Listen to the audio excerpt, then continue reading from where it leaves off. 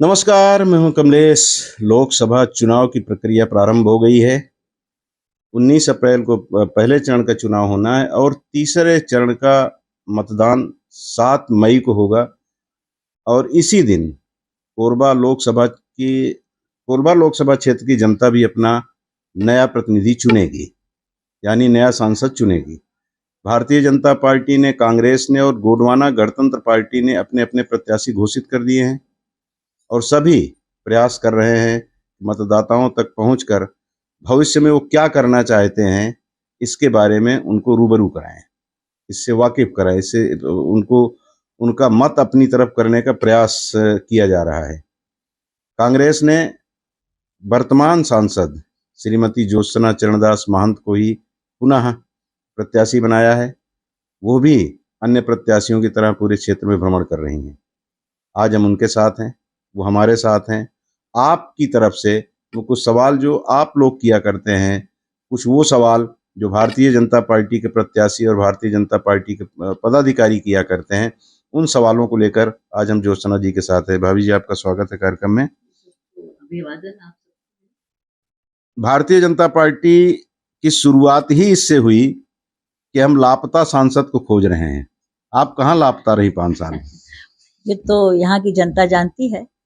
5 साल मैंने कोरोना को यदि छोड़ दिया जाए, क्योंकि उसमें भीड़ भाड़ करने से लोगों को तकलीफ हो सकती थी, बीमारी फैल सकती थी, तो कुछ दिनों को छोड़ करके बाकी समय यहाँ मैं घूमती रही हूँ लगातार। यदि घूमती ना होती तो यहाँ की समस्याओं को मैं सदन में भी नहीं उठा सकती थी और काम भी नहीं कर सकती। तो मैं समझती हूँ कि ये जो लांछन मेरे ऊपर लगाया गया है, ये जबरदस्ती का है। आखिरकार कुछ बोलना होता है ना विपक्ष को, तो वो बोलते हैं। कई बार यह भी कह देते हैं कि गूंगी सांसद नहीं है, लोकसभा में भी नहीं बोलती थी कुछ। देखिए, विपक्ष में होने के नाते वहाँ भी यही कुछ प्रॉब्लम्स तो आए हैं, लेकिन मैंने जब भी संसद में मैं रही हूँ तो 87% तो मेरी है ही है वहाँ पर उपस्थिति, और 116 प्रश्न मेरे वहाँ पर रहे हैं और मैंने किए हैं, और लगभग 9-10 से करीब मैंने 0 आर बोले हैं। और जब भी मुझे मौका लगा, तो अब देखिए, कभी माइक बंद कर दिया जाता था, कभी बात ही हमारे को नहीं रखनी पड़ती, अब क्या बोले हम। लेकिन फिर भी मेरा प्रयत्न रहा है, और यदि मैं गूंगी होती तो आज मेडिकल कॉलेज खुल जाता। आज देखिए, सेकंड ईयर आराम से हो रहा है, अब थर्ड ईयर होगा। ये कोरबा में एक बहुत बड़ी हमारी उपलब्धि है कि हमने यहाँ के लोगों को मेडिकल कॉलेज दिया है। और भी बहुत सारी चीजें हैं, मैं बता सकती हूँ। जी। अभी हम आप आएंगे उस पर कि आपने क्या किया है, बताइएगा उसको। लोकसभा में जो आप कह रहे हैं कि 116 के आसपास आपने प्रश्न लगाए थे, उस पर आपने डिस्कशन किया, कुछ में माइक बंद कर दिया गया, कुछ में आपकी बातें सुनी गई, तो कौन सा ऐसा सवाल आपको लगा कि मैंने ये सवाल पूछ करके कोरबा की जनता के साथ छत्तीसगढ़ का भला करने में अपनी भूमिका निर्वहित की है? देखिए, मैंने रेलवे के लिए पूछा, पर्यावरण के लिए पूछा, वकीलों के लिए पूछा। जो हमारी जनता इधर उधर भटकती रहती है, उनके डिसीजंस को लेट होते हैं और नहीं हो पाते हैं। कई ऐसी चीजें हैं, मैंने सभी के लिए प्रश्न पूछे हैं, और उन्होंने जवाब भी दिए हैं और संतुष्ट भी किया है, और थोड़ा सा नहीं भी हुए हैं। तो उसका लाभ कितना दे पाए आप? मैं उस पे जा रहा था कि प्रश्न आपने पूछा, ठीक है, डिस्कशन हुआ, उन्होंने आपको आश्वस्त किया कि हाँ इस पे होगा, कुछ हुआ क्या? कुछ करवा पाई आप? देखिए, विपक्ष में होने के नाते कुछ काम होते हैं, कुछ नहीं होते हैं। मेरे हुए हैं, और यहाँ फ्लाईओवर के लिए मैंने बोला था, वो बन रहे हैं। यहाँ पर रेलवे स्टेशन का उन्नयन के लिए बोला था, वो हो रहा है। बहुत सारे काम हो रहे हैं पर्यावरण के लिए। मेरे लेटर पर यहाँ पर, चूंकि नासा में हमारे कोरबा को 17वें स्थान पे दुनिया में रखा गया था, तो मैंने ये बोलते हैं इसको नेशनल क्लीन एयर प्रोग्राम्स में, उसमें मैंने एक पत्र लिखा था। उसके अंतर्गत 3 करोड़ यहाँ पर पैसे भी मिले थे पर्यावरण को सुधारने के लिए। देखिए, काम तो सभी होते हैं, लेकिन कुछ धीमी गति से होते हैं। सरकार किसी की भी रहे, सरकारी काम तो बहुत धीमी गति से होते हैं, लेकिन फिर भी हम लोग बहुत अच्छे से हमने अपना समय गुजारा है, यहाँ चुपचाप नहीं बैठे हैं। कोरबा लोकसभा क्षेत्र की जनता, चाहे कोरबा की हो या चिरमिरी क्षेत्र की हो, ट्रेन को लेकर के बहुत परेशान रहे हैं लोग, विशेष करके कोरबा के लोग। और ये कहा जाता रहा है कि रेलवे ने तो सिर्फ इसको अपना एक उपनिवेश बना रखा है, उसको सिर्फ यहाँ की कमाई से मतलब है, यहाँ यात्री सुविधाओं को या यात्रियों को और कुछ लाभ मिले रेलवे के जरिए, उसको लेकर के गंभीर नहीं है। इस मसले को भी आप उठाई हैं, लेकिन जितनी सफलता की अपेक्षा लोग कर रहे थे या आप कर रही थी, आपको लगता है कि मिली है? देखिए, पूरे छत्तीसगढ़ में ये प्रॉब्लम्स तो हैं। यहाँ पर कभी-कभी 22 ट्रेनें अचानक बंद कर दी जाती हैं, कभी कुछ बहाने लगाए जाते हैं और इसके लिए मैंने रेल मंत्री से मैं कई बार मिली, मैंने उनसे बहुत ज़्यादा अनुरोध किया कि ये लदान तो आप समय पे ले जाते हैं, लेकिन पैसेंजर्स ट्रेन को क्यों लेट होते हैं? 9-9 घंटे लेट आती हैं। जब हमारे यात्री हैं, चूँकि ये कोरबा है और ये मिनी भारत, छोटा-सा भारत है, यहाँ भारत के हर कोने से लोग यहाँ काम करते हैं, एसईसीएल में, बाल्को में, एनटीपीसी में, तो यहाँ के लोग काहे से जाएं? जब वहां से कुछ मुझे ऐसा कहा गया कि साहब प्लेन तो है, तो देखिए एक मध्यम वर्गीय इंसान का एक जो इधर उधर से जो जाते हैं अपने से, उनको रेल ही एक सहारा होता है। कोरबा में प्लेन तो नहीं है, कोरबा तो में वही प्लेन तो मैंने नहीं है। कहा कि भाई हमारे यहाँ प्लेन नहीं है, हम लोग जो है रेलवे पर आधारित है, हमारा पूरा जीवन उसमें जाता है, हम लोग इतने, हमारे यहाँ के लोग उसी से सफर करते हैं। तो एक छोटी सी हमारे यहाँ कोई ये उपलब्धि नहीं हो पा रही है और मैं बराबर करती रही। आपके देखिए छत्तीसगढ़ से तो 9 सांसद थे उनके, किसने आवाज उठाई? यदि किसी ने कहा हो तो बताइए। तो रेलवे कभी स्टेशन कभी आपने कोशिश नहीं की कि छत्तीसगढ़ के 11 के 11 सांसद एक मंच पे आए और चल के रेलवे मंत्री से, प्रधानमंत्री से बातचीत करें, दबाव बनाएं, दलगत राजनीति से ऊपर उठ करके? तो ऐसी कोशिश कभी हुई? बिल्कुल हुई है। मैं पिछले जो अजगल्ले जी थे वो और 2-3 और सांसद, मैं नाम नहीं लेना चाहती, लेकिन कई सांसदों से मैंने अनुरोध किया कि आप मेरे साथ चलिए, आपकी तो सरकार है, शायद आपका कहना मान लें, लेकिन किसी ने मेरा साथ नहीं दिया।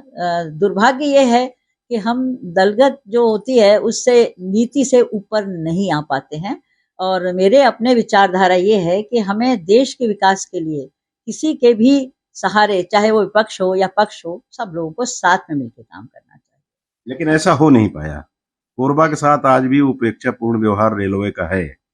आप जीएम से, डीआरएम से, इनसे सबसे भी बात करती रही, रेल मंत्री से भी बात करती रही, तो कभी ऐसा मन में नहीं आया कि चलो पकड़ के सड़क पर खड़े हो जाते हैं, रेल पथ पे चले जाते हैं? ऐसा कभी मन नहीं हुआ? नहीं, बिल्कुल मन हुआ।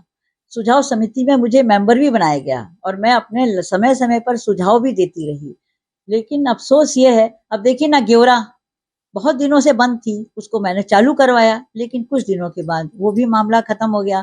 तो ये सुविधाएं हमारे यात्रियों को या हमारे कोरबा वासियों को क्यों नहीं दी जा रही? यहाँ से कोयला का लाभ तो दुनिया ले रही है, पूरा भारत ले रहा है, लेकिन हमारे कोरबा क्षेत्र में जो ऊर्जा धानी है वो ही खुद त्रस्त है, ये तो गलत बात है। जी, चलिए आगे बढ़ते हैं। आपने कहा कि प्रदूषण की बात भी आपने लोकसभा में उठाई। नासा ने एक रिपोर्ट जो दी थी उसमें 17वें स्थान पे हम प्रदूषित शहरों में गिने जाते हैं। कोरबा में राखड़ एक बड़ी समस्या है। इसको लेकर के हम लोगों ने भी कई बार नेताओं से कह करके कुछ आंदोलन भी कराए, खूब खबरें लगाई गई, छापी गई, दिखाई गई, आप लोगों ने भी अपनी तई काफी कोशिश की, लेकिन अपेक्षा जो लोगों को थी कि कम से कम राखड़ की समस्या से हमको ढंग से निजात मिल जाएगी, वो पिछली सरकार आपकी थी, भूपेश बघेल की सरकार। कैसे शहर ने झेला है, कैसे यहाँ के लोग झेल रहे हैं, ये बताने की आवश्यकता नहीं। तो कहाँ कितनी कामयाबी आपको मिल पाई इसमें, क्या माना जाए? देखिए, इसकी मैंने मुख्यमंत्री जो तत्कालीन थे उनसे भी चर्चा की थी कि यहाँ पर बोन टीवी होता है, अस्थमा की होती है। देखिए, यहाँ की जनता बहुत झेल रही है। ये यहाँ पर इसलिए ज़्यादा हो रहा है कि यहाँ बहुत बड़ी-बड़ी खदानें भी हैं, बहुत बड़े-बड़े कंपनीज़ हैं, तो इनका तो प्रदूषण स्वाभाविक होना, लेकिन ये पहले इतना नहीं था। पहले मैं भी घूमती थी, मैं तो 25-30 सालों से यहाँ लगातार घूमती रही हूँ महंत जी के साथ-साथ और पीछे भी, तो मुझे ऐसी समस्याएँ पहले तो नहीं दिखी, लेकिन अब राखड़ आप देखिए कहीं भी पड़ी हुई है और उसके कारण क्या है, रोड पर भी रहती है। मैं तो खुद एक बार मेरा एक्सीडेंट होते-होते बचा है। मैंने खुद बोला कि ये गलत बात है, पर ये जो हमारे यहाँ के कोई कुछ लोग हैं ऐसा जो ये सब कर रहे हैं, अब ये भी सरकार 4 महीने से है। अब जी मैं इसमें चुनाव में व्यस्त हूँ, इसके बाद मैं सरकार को भी बोलूँगी कि भाई आप किसी तरह के, देखिए सरकार कोई भी हो, मुझे काम कराना है, तो मैं किसी भी सरकार के साथ बात कर सकती हूँ। तो फिर इस मामले को, जैसे ट्रेन के मामले में हमने कहा कि कभी ऐसा मन में नहीं आया कि सड़क पर उतर आए, तो कभी ऐसा इसको लेकर के मन में नहीं आया कि लोग घुट घुट के मरने को विवश हो रहे हैं यहाँ, कहीं भी राखड़ डाली जा रही है, कहीं भी कृत्रिम पहाड़ तैयार हो जा रहे हैं। भविष्य के लिए, कोरबा के मुस्तकबिल के लिए, यहाँ के जो लोग हैं उनके बच्चों के लिए जो खतरा उत्पन्न हो रहा है या निरंतर बढ़ रहा है, इसको लेकर के कभी ऐसा लगता नहीं कि चलो सबको इकट्ठा होकर के विरोध करते हैं? ऐसा मन आया नहीं? देखिए, मैं साफ कहती हूँ, झूठ तो मुझे बोलना आता नहीं है। मैं पहली बार सांसद बनी और ये मुझे जो सौभाग्य प्राप्त हुआ जनता के आशीर्वाद से, तो मैं देखा जाए तो मैं सीधा किचन से पार्लियामेंट में आई। ये मैंने ओम बिरला जी से भी कहा था, हमारे स्पीकर साहब से, तो वो हंसे भी थे। देखिए, ऐसा होता है कि एक कुछ सीखने के लिए, कुछ बनने, कुछ थोड़ा अनुभव भी होता है। तो इसका मैंने अभी जो 5 साल में मैंने अनुभव लिया, उससे मुझे ऐसा लग रहा है कि यहाँ सिवाय यहाँ पर लड़ने के कोई सामान्य चीज मिलती नहीं है। मतलब झगड़ना ही है, लड़ना ही है। और मैं थोड़ी शांत प्रवृत्ति की हूँ, तो मैं उसको कलेक्टर से बात करती थी, यहाँ के अधिकारियों से बात करती थी, तो मैं जरा अच्छे माहौल में बात करती थी, भैया ये काम मत हो, ये ऐसा मत हो। तो मैंने देखा उग्र रूप दिखाना यहाँ जरूरी होता है। तो अब तो मैं समझ चुकी हूँ। अब मैं सड़क पर भी उतर के अपने लोगों के लिए काम करूँ। मतलब अगर आपको फिर लोगों ने अवसर दिया, संसद में भेजा, तो ज्योति ज्वाला बन जाएगी। बिल्कुल, निश्चित रूप से। जी। अब पर्यावरण की भी बात आपने कहा कि आपने लोकसभा में उठाया है। हसदेव कटाई का मामला पूरे देश में चर्चा में है। छत्तीसगढ़ का एक हिस्सा है वो, कोरबा लोकसभा क्षेत्र से जुड़ा हुआ हिस्सा है। उस मामले को लेकर के आप सबको याद होगा, इसमें बहुत सारी नाटकबाजी हुई है। नाटकबाजी मैं इसलिए कह रहा हूं कि पहले भारतीय जनता पार्टी के लोग जो विरोध कर रहे थे, आज वो कांग्रेस के लोग विरोध करने लगे हैं। टी.एस. सिंहदेव जी उप मुख्यमंत्री रहे हैं, वो तक विरोध करने के लिए सड़क पर उतर आए थे कि एक भी पेड़ नहीं कटने दूंगा। राजस्थान के मुख्यमंत्री तत्कालीन गहलोत साहब, राजस्थान पावर लिमिटेड को, शायद उनकी जो कंपनी है वहाँ की राजस्थान सरकार की, उसको कोयला यहाँ से जाना था, उसको लेकर के सोनिया गांधी तक ये बात पहुंची। भूपेश बघेल के ऊपर दबाव बनाया गया। तो इस तरह की बातें भी हम लोगों ने दिखाई है और आप लोगों ने देखा और पढ़ा है। आलोक शुक्ला एक आरटीआई एक्टिविस्ट हैं, उन्होंने भी इसको लेकर के काफी आंदोलन किया। अब कांग्रेस कह रही है कि हम भी उसका विरोध कर रहे हैं, जबकि जब इनकी सरकार थी तो समय विरोध उतना नहीं हुआ था सरकार की तरफ से। क्या कहेंगे आप इस मामले में? देखिए, वो बात जो भी रही हो, मगर मैं इतना जरूर कहती हूँ कि जब तक हमारी कांग्रेस की सरकार थी, कोई पेड़ कटा? मेरा प्रश्न है आपसे, यदि नहीं कटा तो क्यों नहीं कटा? चाहे टीएस बाबा हो, चाहे हमारे भूपेश जी हो, चाहे हम लोग हों, हमने इसका विरोध किया। पर्यावरण के ये खिलाफ चीज है कि हमें पेड़ लगाना चाहिए यहाँ का प्रदूषण बचाने के लिए, कि और काटना चाहिए। लेकिन जैसे ही इनकी सरकार आई, 15,000 पेड़ एक ही रात में काट दिए गए। तो किसकी अनुमति से काटे गए? नहीं तो उस समय ऐसा क्यों नियम नहीं बनाया गया? और फिर आपको भी याद होगा कि हजारों लोग पैदल चल करके उस इलाके से राजधानी तक पहुंचे थे। वो लोगों के जहन में अभी भी होगा। उस समय भूपेश बघेल सरकार क्यों इतना आक्रामक नहीं हुई केंद्र सरकार पर कि आपको किसी भी कीमत पे हम यहाँ पे घुसने नहीं देंगे? राजस्थान सरकार के दबाव में क्यों आ गए? ये सब बातें भी उस समय, यही आलोक शुक्ला और बाकी लोग भी आरोप लगा रहे थे कि कांग्रेस पूरी तरह से दबाव में है। अदानी का दबाव है, जिस अदानी का आप लोग विरोध करते हैं उनका दबाव। इस तरह की बातें भी कही गई हैं। और वो क्या दबाव था, मुझे तो इतना मेरी उसमें नहीं है संज्ञान में। लेकिन इतना जरूर कहती हूँ कि देश को बचाने के लिए अब ये सारी चीजों के लिए हम लोगों को एक होकर लड़ना पड़ेगा। और यही वजह है कि हम इसका विरोध करते हैं कि पेड़ ना कटें, यहाँ की खदानों को बेचा ना जाए।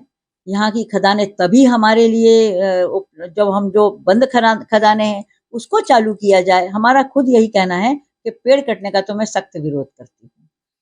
कहा यह जाता है कि जहां पे वृक्षों की कटाई हो रही है या होनी है, जिसका विरोध चल रहा है, अगर वहां जो साल के वृक्ष हैं, जो कुदरती हमें मिले हैं, ईश्वर ने हमें दिया है, वो रोपित नहीं किए जाते बल्कि वो स्वयं उत्पन्न होते हैं, उनको अगर काट दिया जाएगा तो बाजू में बाबूजी की मूर्ति है।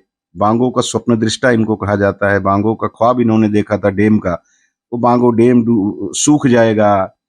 ये जितनी नहरें यहाँ से निकाली गई हैं, जितना पानी का स्रोत यहाँ पे मतलब जो इकट्ठा करके यहाँ पावर प्लांट चल रहा है, ये सारी चीजें करीब करीब ठप हो जाने की स्थिति में आ जाएगा। ये दिखाई नहीं दे रहा लोगों को। देखिए, प्राकृतिक आपदा क्यों आ रही है? क्योंकि मानव ने प्रकृति को डिस्टर्ब किया, उसको तोड़ने का काम किया। हम धरती को खोद रहे हैं, हम पेड़ों को काट रहे हैं, तो हमारे पशु पक्षी कहाँ जाएं? यहाँ पर हाथी की भी एक बहुत बड़ी विडंबना है। तो हमारे जब हम उनका घर उजाड़ रहे हैं तो नेचुरली वो हमारे गांव में घुसेंगे। दूसरी चीजें हैं कि बरसात होती है पेड़ों के कारण, पानी आता है, नदियां बहती हैं, तो ये सब हम प्रकृति को क्यों हम दूषित कर रहे हैं और उसको क्यों कर रहे हैं, ये हम लोग की गलती है। तो इसको हम सबको मिलकर ही इसका निवारण करना चाहिए, चाहे वो किसी भी पार्टी के लोग हों, मगर इसमें बैठ के ये लोग सोचें कि हमें क्या करना है। भाई आप खदानें लो वहां जहां हमको जंगल ना उजाड़ना पड़े।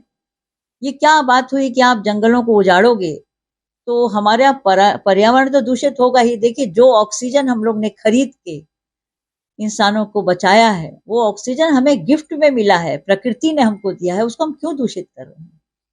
मुफ्त में मिली हुई मिला हुआ उपहार समझ में नहीं आता लोगों को। जी जी। तो वही बात वही आती है कि जब आपकी सरकार थी तो जितना विरोध होना था वो नहीं हुआ।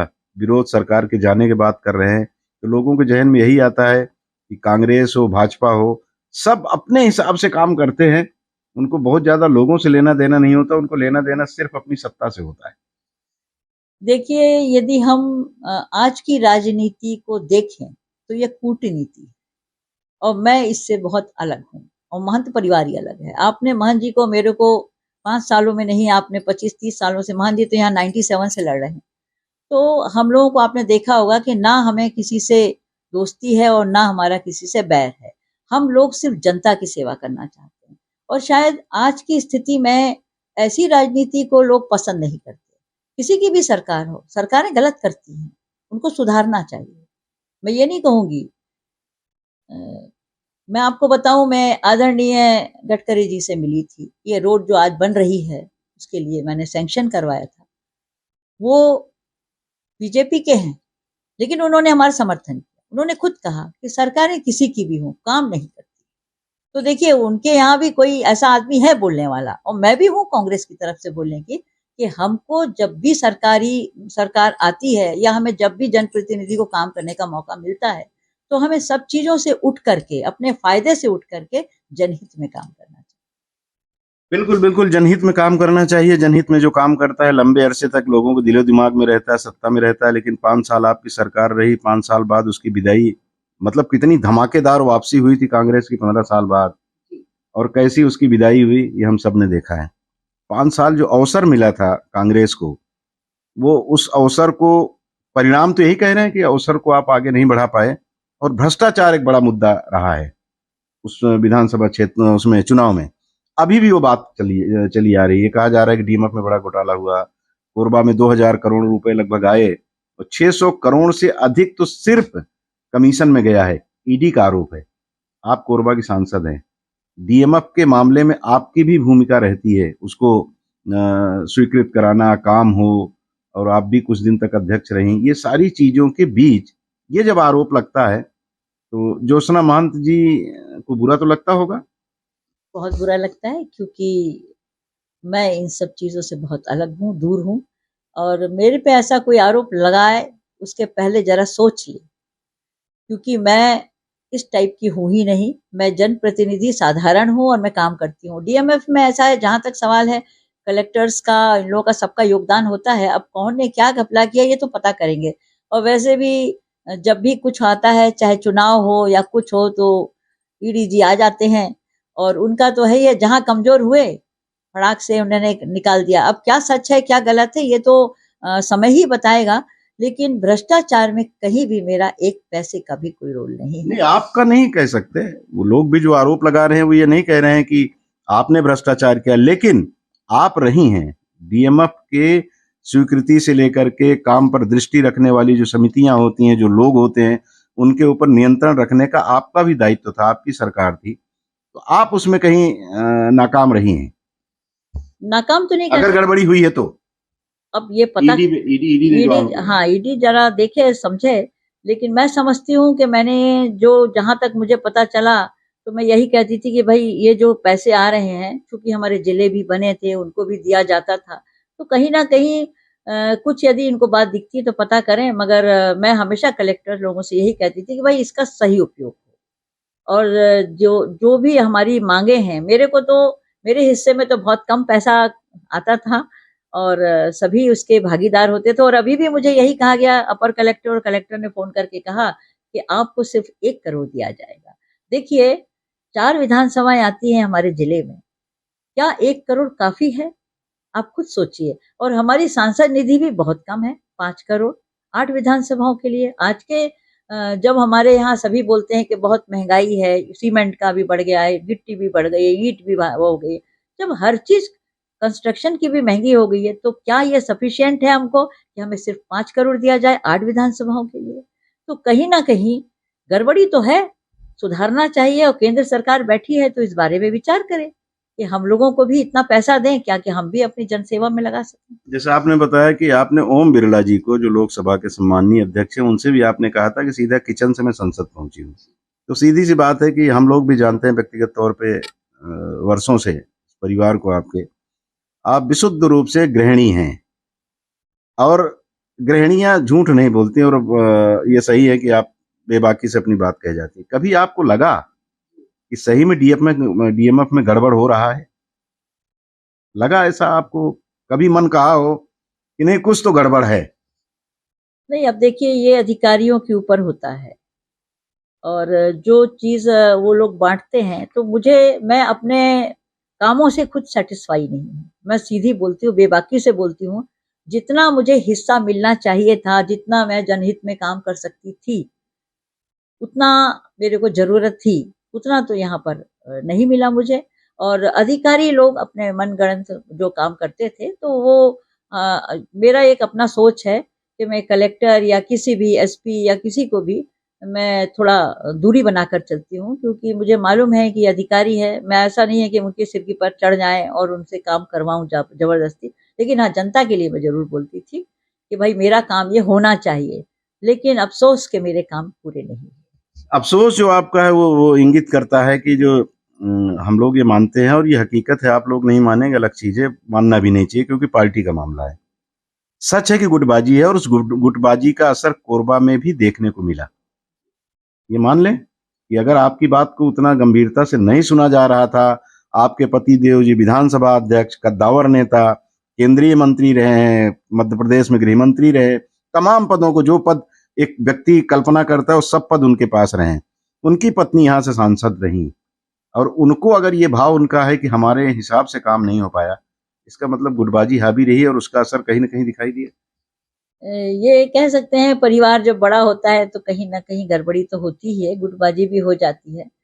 और इसको हम दूर करने की कोशिश कर रहे हैं, जमीनी स्तर पे कर रहे हैं, क्योंकि कभी कभी ऐसा होता है कि जो हम सोचते हैं वो होता नहीं है।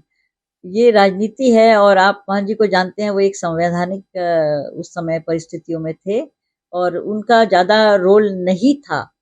वो चाहते हुए भी हम लोग उतना ज्यादा नहीं कर सकते थे, लेकिन कभी ना कभी हम लोगों ने अपने कामों को करवाया ही है। यदि 100% हमारे काम ना हुए हों, लेकिन 80 तो हुए ही। तो जो नहीं हुए हैं उसका कारण भूपेश बघेल जी को मान लिया जाए? नहीं, बिल्कुल नहीं। वो चाहते थे कि ये परिवार, महान परिवार, ज्यादा चर्चा में न रहे काम अच्छा कराने के मामले में। नहीं, देखिए ऐसा कुछ नहीं है। भूपेश जी बहुत अच्छे हैं, हमारे पारिवारिक संबंध है। मैं किसी भी नेता को कोई ऐसी बात नहीं कह सकती, क्योंकि मोहन जी सबको लेके साथ चलते हैं। जी।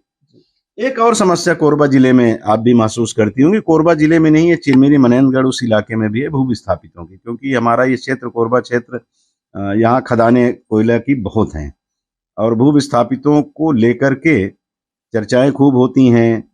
वो अपनी दुश्वारियों को लेकर बारंबार आप लोगों के दरवाजे पे आते हैं, यहाँ से लेकर दिल्ली तक का वो सफर कर डालते हैं, विधानसभा में भी पहुंच जाते हैं, जहाँ नहीं जाना चाहिए उनको लोकसभा जाना चाहिए, लेकिन करते हैं लोग अपनी तरफ से उसका प्रतिकार कर रहे हैं कि हमारे साथ न्याय नहीं हो रहा है, हम इसका, वो खदानों में भी घुस जाते हैं, कई बार ऐसी स्थिति बनी। इसको लेकर के जितना संजीदा होना चाहिए राजनीति को, सबकी बात कर रहा हूँ, क्या संजीदगी दिखाई देती? वैसे तो देखा जाए इसमें केंद्र सरकार का बहुत बड़ा हाथ है। मैंने सबसे पहला मैंने वहां पर 0 आवर में अपने मन की बात जो बोली थी, वो यही बोली थी कि आज 25-30 सालों से हमारी जनता यहाँ के, जिन्होंने अपनी जमीनों को दे दिया, उनके साथ नाइंसाफी हुई। ना तो उन्हें मुआवजा मिला, ना नौकरी मिली। इसके लिए मैंने काफी यहाँ पर बोला और ये कोयला मंत्री जी से भी मैंने बहुत सारी चीजें कही कि भाई हमारे यहाँ नई खदान बिल्कुल नहीं खुलेगी जब तक कि पुराने काम पूरे ना हो। और लगभग 100-150 लोगों का मैंने नौकरी भी लगवाई है आप चाहे तो पता कर सकते हैं, कुसमुंडा एरिया और ये सब की। लेकिन मुझे पूरा सहयोग नहीं मिला। हम जीएम से मिलते हैं, बात करते हैं, वो कहते हैं हाँ करवा देंगे।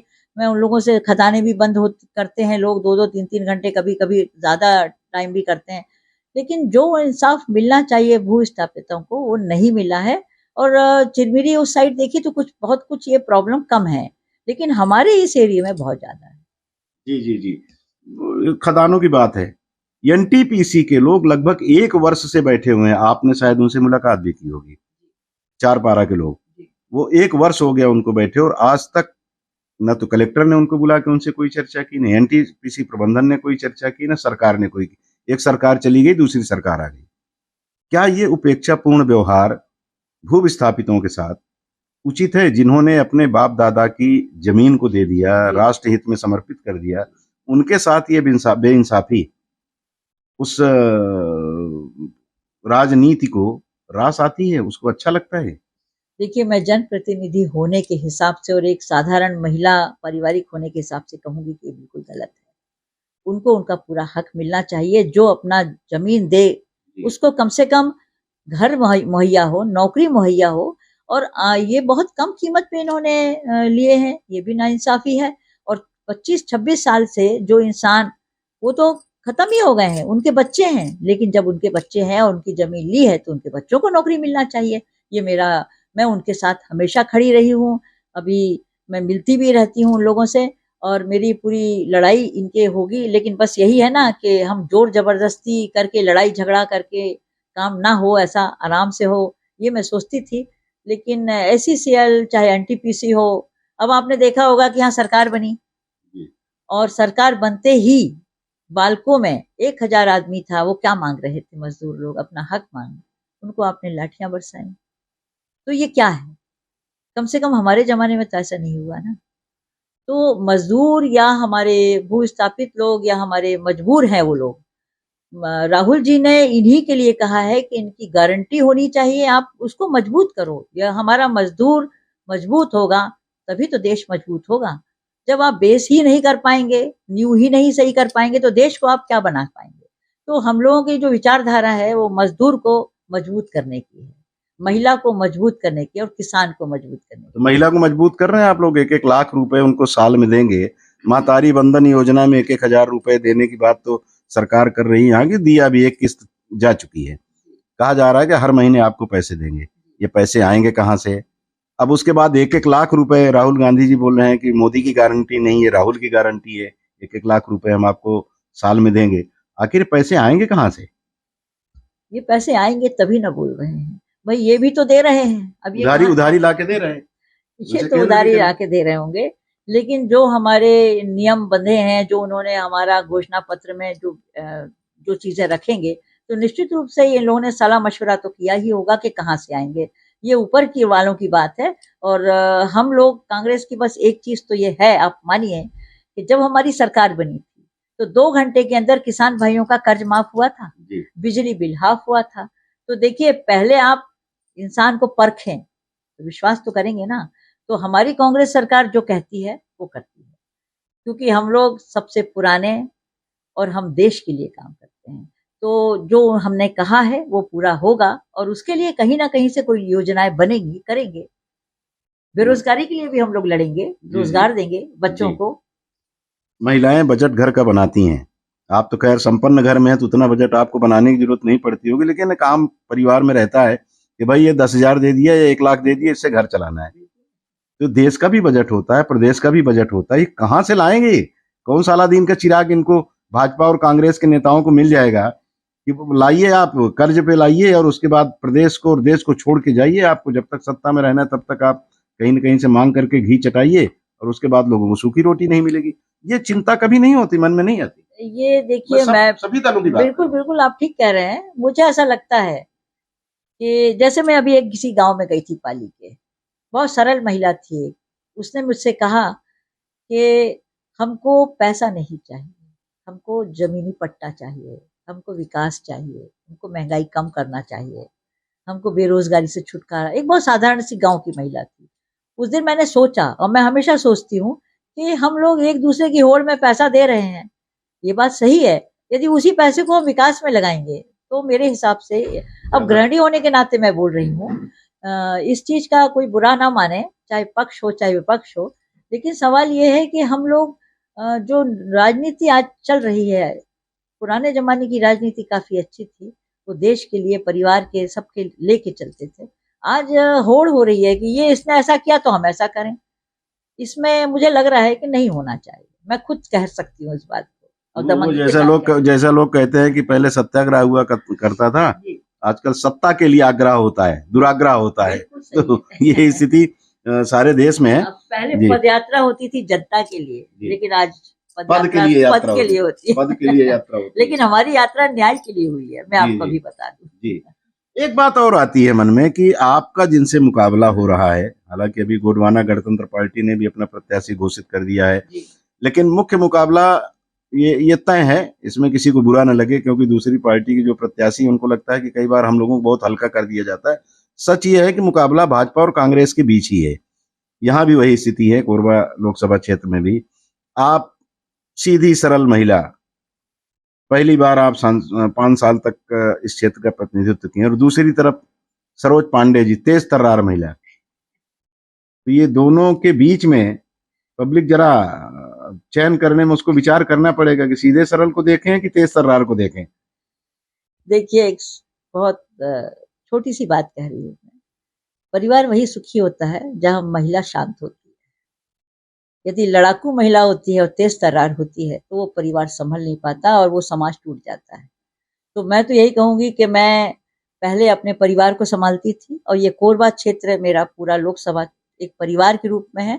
मैं 45 साल से, जब से मेरी शादी हुई है, महंत जी के साथ पीछे पीछे उनके सहभागिनी के उसमें मैं काम कर रही हूँ। मैं राजनीति पसंद नहीं करती थी, लेकिन मैं जन सेवक हूँ और समाज सेविका के रूप में मैंने उसके पहले भी बहुत काम किया है और करती रही हूँ। तो मेरा अपना विचार है कि शांत भाव से परिवार की समस्याओं को समझना और प्रेम से, क्योंकि हम लोग कबीरपंथी हैं, हम लोग लड़ाई झगड़ा नहीं जानते, तेज तर्रार हम लोग बिल्कुल दोनों ही नहीं, पति पत्नी ना मेरे बच्चे हैं। हम लोग प्रेम से एक दूसरे से मिल के काम करना चाहते हैं और जो सही चीजें हैं उनके लिए लड़ना भी चाहेंगे। ऐसा नहीं है कि हम बिल्कुल ही शांत हैं, लेकिन सवाल ये है कि ये जनता को सोचना चाहिए। एक तो देखिए, इंसान को सरलता, सहजता से यदि हम कोई चीज पा सकते हैं, प्रेम से पा सकते हैं, तो उसमें लड़ाई झगड़े की क्या बात है। जी जी जी जी, बिल्कुल बिल्कुल। लेकिन कभी कभी लगता है कि शांति से नहीं मान रहा है। महात्मा गांधी के रास्ते पर चलते चलते हम कभी कभी सुभाष बाबू भी बनते हैं, तभी तभी काम होता है, और वो उस तरह की विचारधारा को भी लोग पसंद करते हैं। एक बात, अंतिम बात, मजदूरों के मामले को लेकर के चर्चा खूब होती है, क्योंकि मजदूरों का बाहुल्य क्षेत्र है। आपने यहाँ एक ESIC हॉस्पिटल खुलवाया था, ये कामयाबी है आपकी, लेकिन जितनी सुविधाएं वहाँ पे मजदूरों को मिलनी चाहिए, उसमें कहीं कोई कमी महसूस होती है। मेडिकल कॉलेज भी आपने खुलवाया, उसमें आपकी बड़ी भूमिका रही है। वहाँ भी अब अक्सर विवाद होता है कि डॉक्टर नहीं रहते। अभी 2 दिन पहले भी एक खबर आई थी, हम लोगों ने भी दिखाया है, एक महिला मर गई और उसके परिजनों ने आरोप लगाया कि यहाँ ब्लड बह रहा था, कोई देखने वाला नहीं था, चिकित्सकों को देखा गया जो ड्यूटी पे थे, एक भी वहाँ नहीं थे। इस तरह के आरोप लगते रहते हैं। तो ये जो व्यवस्थागत खामियां हैं, इनको दुरुस्त करने के लिए की जरूरत बहुत सख्त है। ये जो हो गया, आगे इस पर दृष्टि रखने की और थोड़ा कठोर होने की जरूरत नहीं महसूस कर रहे हैं आप? देखिए, मैं ESIC हॉस्पिटल में लगभग 8 से 10 बार तो जा चुकी हूँ। अभी मैं 10 दिन पहले गई थी। वहाँ मैंने लिया कि वहाँ पर क्या है, देखिए, वहाँ क्यों नहीं लोग जा पा रहे हैं। इसका उन्होंने, डॉक्टर साहब लोगों ने मेरे को बात बताई थी कि वहाँ ये जाने का साधन नहीं है। आवागमन का, जी जी। तो आवागमन का साधन हो तो मैंने उनको यही कहा कि इस बार हम लोग कोई ऐसी बस चलाएं। देखिए, ऑटो से या हमारे मध्यम वर्गीय जो मजदूर हैं उनको इलाज हम फ्री तो करेंगे, लेकिन उनको आवागमन का साधन भी देना पड़ेगा। और हमारी एम्बुलेंस ये सेवाएं नहीं दे सकती हैं। तो हम लोगों ने, उन्होंने कहा था कि हम मोबाइल वो करेंगे, ऑनलाइन जैसे होता है, कोई हमसे कहेगा फोन पर तो हम जा करके वहां पर दवाइयां देंगे और उनका हम टेस्ट करेंगे। ये तो मेरी सुविधा उनकी हो गई है। लेकिन एक बस का भी वहां पर, मैंने कहा चुनाव के बाद मैं कलेक्टर से अनुरोध करूंगी कि एक स्पेशल वहां पर बस चलाई जाए, कई बार चलाई जाए उस जगह से, तो जहां तक लोग वहां पहुंच सकेंगे तो उसका लाभ ले सकेंगे। वहां पर कोई कमी नहीं है, हो सकती है, कि बड़े बड़े इलाज वहां पर ना हो पाते हों, तो उसके लिए हमारा मेडिकल कॉलेज है। देखिए आपने 5 साल पहले 100 बेड को देखा होगा, जहां लोग कहते थे कि यहाँ पर जाएगा तो मरेगा ही, लेकिन आज आप जाके देखिए 140 डॉक्टर हैं वहां।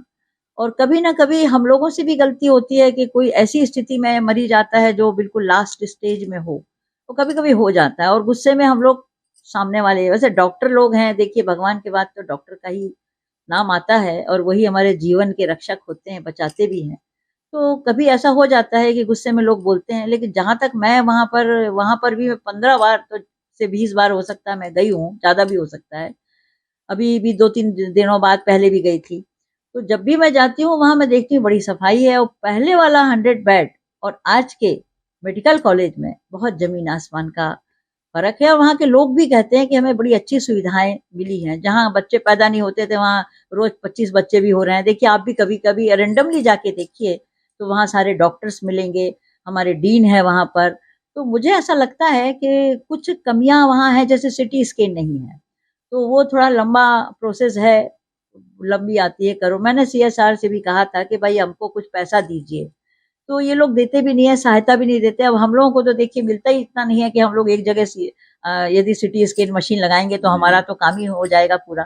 तो हम लोग तो छोटे छोटे काम करवा सकते हैं 3 लाख 5 लाख के, बहुत कम हम लोगों का है। तो डीएमएफ से भी हम करते हैं, कई डॉक्टर्स डीएमएफ पर डिपेंड है यहाँ। और एम्बुलेंस मैंने 15 दे रखी है, आपको पता होगा। तो मैं अपने हिसाब से तो काम करती हूँ। मुझे ऐसा मैं संतोषजनक है मेरा ये कि मैं मेडिकल में, जहाँ डायलिसिस वहां पर कहीं नहीं थी, अच्छे अच्छे डायलिसिस मशीन चल रही हैं। तो ये देखा जाए तो पूरे ऑल ओवर, चाहे आप चिरबिरी ले लीजिए, चाहे छोटे छोटे गांव में भी मैंने सोनोग्राफी मशीन पहुंचाई है। तो काम तो हुआ है, लेकिन देखिए सरकार और जनप्रतिनिधि में सामंजस्य बहुत होना चाहिए। ये 5 सालों मैंने अनुभव किया कि यदि सरकारी अधिकारी जो हैं वो हम लोगों के काम अच्छे से करें, तो मुझे ऐसा नहीं लगता कि जनप्रतिनिधि कहीं फेल हो सकता है। मतलब जो 5 साल में आपने सीखा, आप चाहते हैं कि 5 साल का अवसर फिर कोरबा की जनता दे, कोरबा लोकसभा क्षेत्र की, ताकि हम और अच्छी तरह से काम कर सके। एक एक प्रश्न जो हमने आज आपसे किए उस पे सब पे हम 1-1 घंटा 2-2 घंटा तक डिस्कशन कर सकते हैं। प्रश्न बड़े थे, लेकिन चूंकि चुनाव का समय है, अभी 1 महीना बाद लगभग चुनाव होना है, मतदान होना है, अभी समय है, लेकिन प्रचार में आपको निकलना है, इसलिए मैं आज इस चर्चा को यहीं विराम दे रहा हूं, इस उम्मीद के साथ कि आप फिर से हमें समय देंगी और इस बीच आप जो लोगों से चर्चाएं करेंगी, जो खुल करके बात लोगों की आएगी, उनके हृदय की बात आएगी, आपको लगेगा कि इस पे हमें क्या करना है, क्या आपने उनसे वादा किया है, इस पर भी हम आपसे चर्चा करेंगे। आज बस इतना ही, फिर आपसे जब आप समय देंगी फिर मुलाकात करेंगे। बहुत बहुत धन्यवाद आपका।